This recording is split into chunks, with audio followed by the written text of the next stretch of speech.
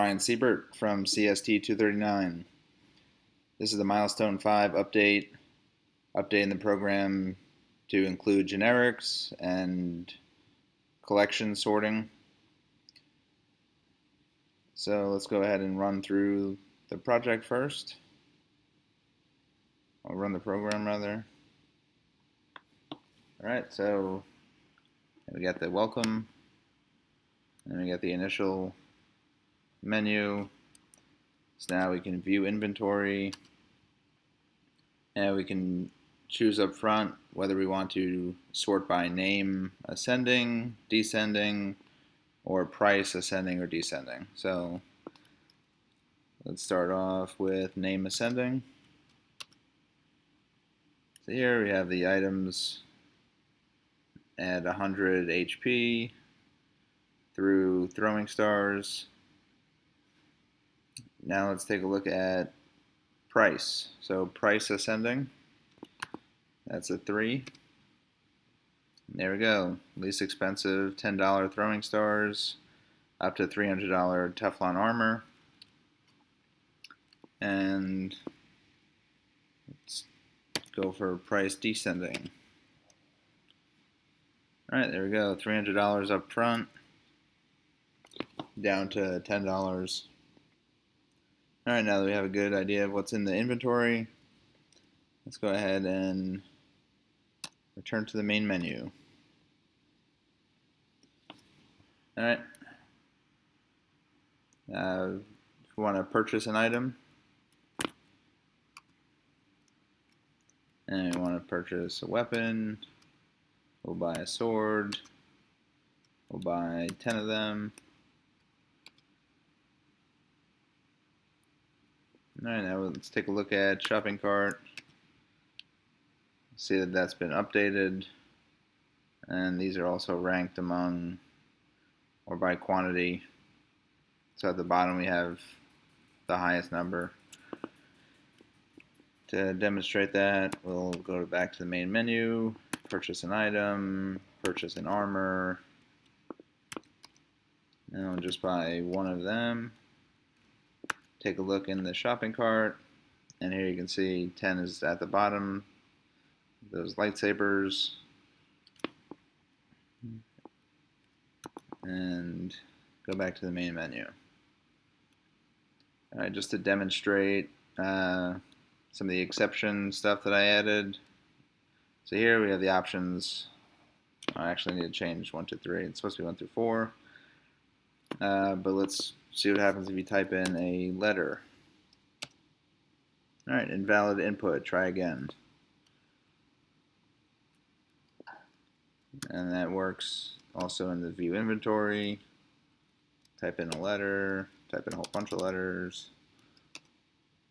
Invalid input, try again. So it brings you up to the main menu. Alright, I guess that's about it for now. So in the storefront, this was all untouched except for the try catch blocks. Just adding the input mismatch exception, just in case the user decides to put in the wrong number or a letter, anything. It'll catch that and bring them back to the main menu. Let them try again. And yep, this is all the same. So in saleable,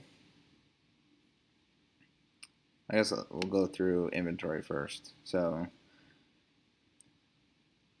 this changed. So the array, instead of having the saleable array, we have a array list with the type saleable entitled inventory, and that's going to be new array list, and then we're adding the sellable objects to the array list.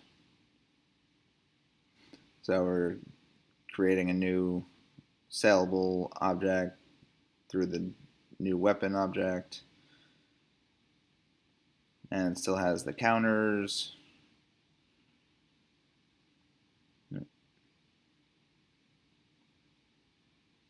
And so that was added, and then the other thing that was added was the sorting.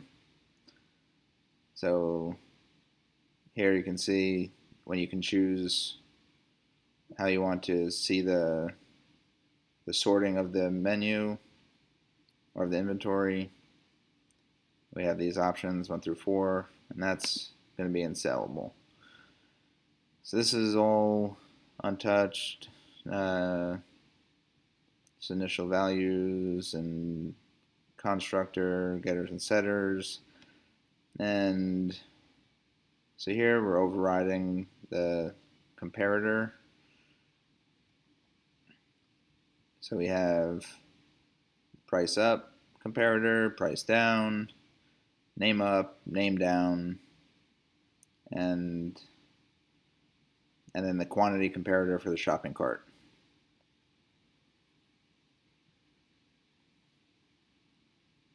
So back to inventory. Yep, that's all that's in there. And then shopping cart, another array list of type sellable called cart, and that's just adding those objects again.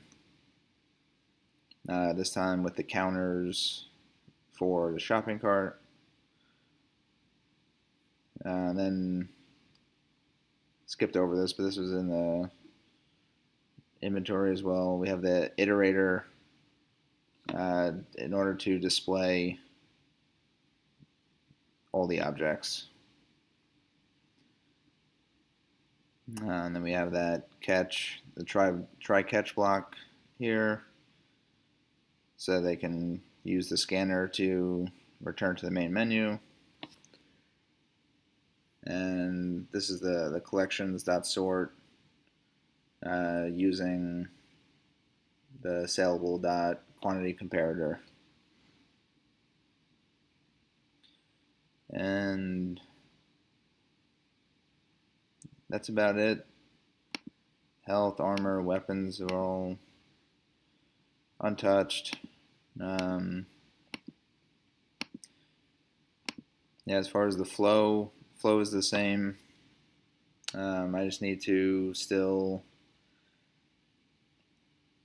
work on importing the most efficient way to get that those JSON files read and placed into this program. And that's it for now.